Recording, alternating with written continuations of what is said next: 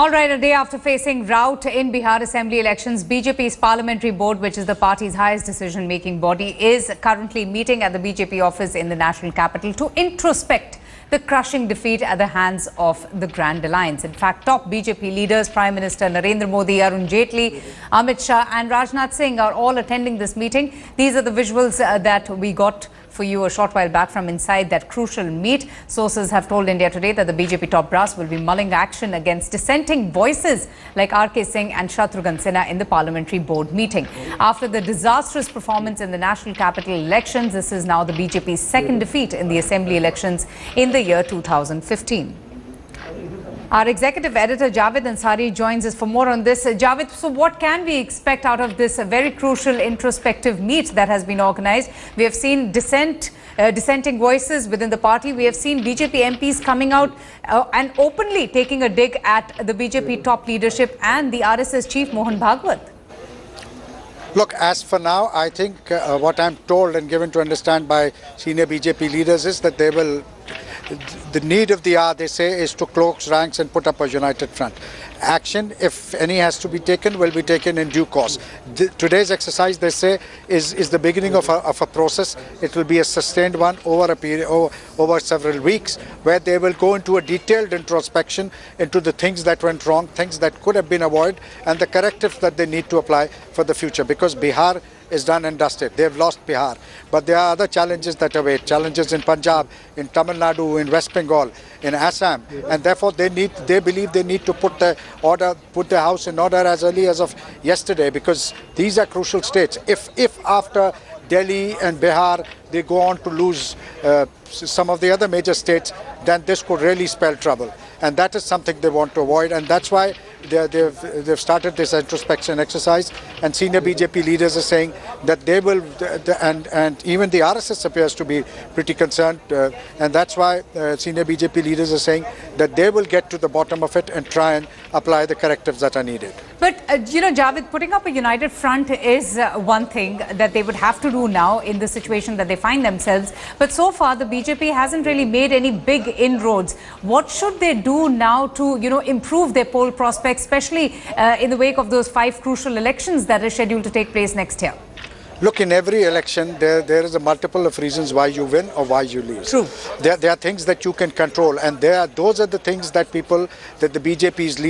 BJP need to be focusing on. One is their own leaders, people within their party, within government, who've been making irresponsible statements, who've tried and created an atmosphere which turned even people who had in the past voted for the BJP against. Let's not forget that the BJP led in close to 170 assembly segments in the 2014 Lok Sabha elections, and within a matter of year, just over a year, they've been reduced to just 50 plus. So that speaks volumes. Something has gone terribly wrong, and that's the reason. So the first thing is that they need to ask some of their leaders, hold them accountable, ask them to step up, even perhaps take action. There are others who suggest that there's a lot of deadwood. The government appears to be suddenly hit. There's no momentum going forward with this government, and that perhaps Prime Minister Modi needs to look at the way his cabinet has been formulated, remove some of the deadwood, inject some fresh energy, and take it on from there. There is this need for the Prime Minister to perhaps bring about some change of functioning, and as far as his style of functioning is concerned, if the legislative agenda has to go forward, the government must reach out to the opposition. You cannot have a confrontationist attitude and then expect the opposition to try and to cooperate with you. So there are a series of measures that the government has to take, that the party has to take, both at the party and the government level, and political observers will be watching very keenly on what are the correctives that the BJP and the government at the centre apply going forward from here. All right, stay with me, Javed. I also have Brijesh Pandey joining us now. So, Brijesh, now that we have a rejuvenated and re-energized opposition in the wake of this magnificent victory that they have achieved, what really will the BJP focusing on now? Will they be focusing on their next course of action and their strategy, especially with the winter session about to begin? Well, absolutely. I think this this parliamentary board, which has started just 10-15 minutes back.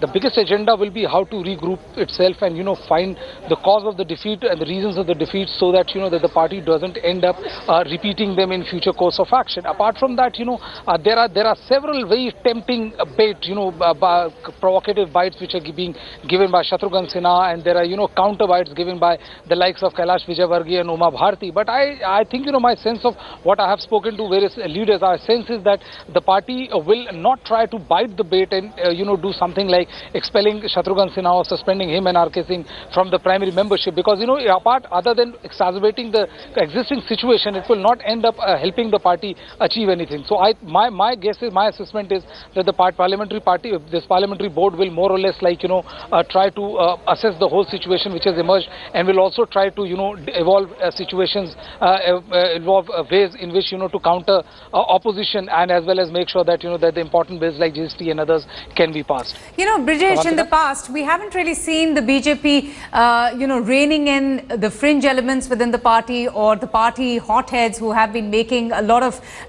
sensitive comments and controversial ones. So what can we expect? What kind of action can we expect the BJP to take against its own MPs for making comments which is out of the party line? Can we expect any action from the BJP top leadership?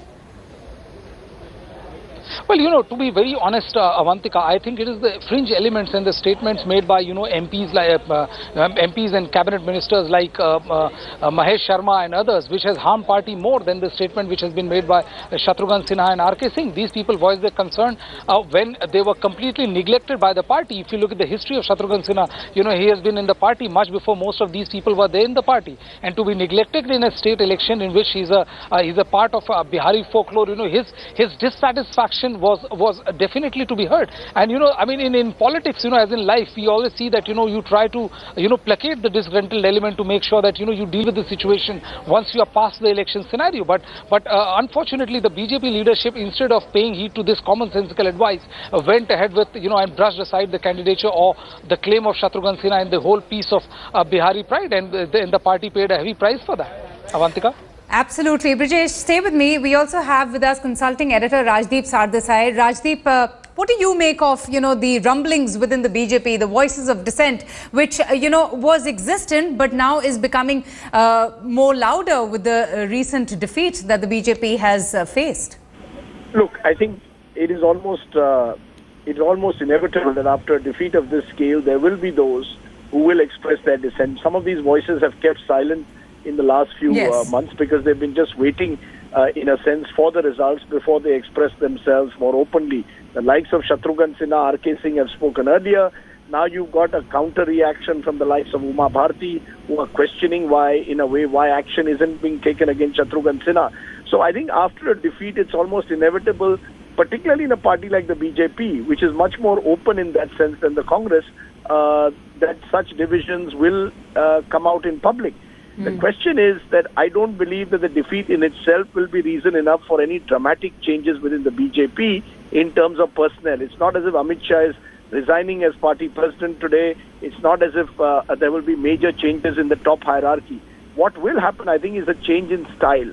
I think there's a lot of grievance within the party at the middle and junior level, that particularly the middle level, that the senior leaders simply don't listen to them or don't in a sense, address their concerns and don't give them the importance that some of them believe they deserve. And I think that may have to change, because that clearly was one factor among many factors responsible for the BJP's poor performance in Bihar. The fact that even local Bihar leaders, many of them members of parliament and ministers, felt that they had not been fully involved in the campaign, I think sent out the wrong signal. So I think you will see a change possibly as a result of the kind of introspection that's going on in style.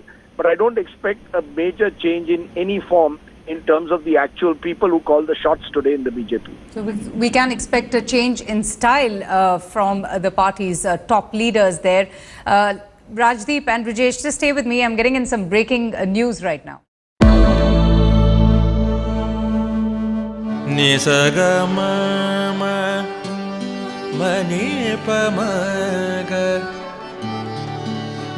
pa ma ga sa ni pa ma ni sa pa sa जहाँ तक याद आती रहेगी।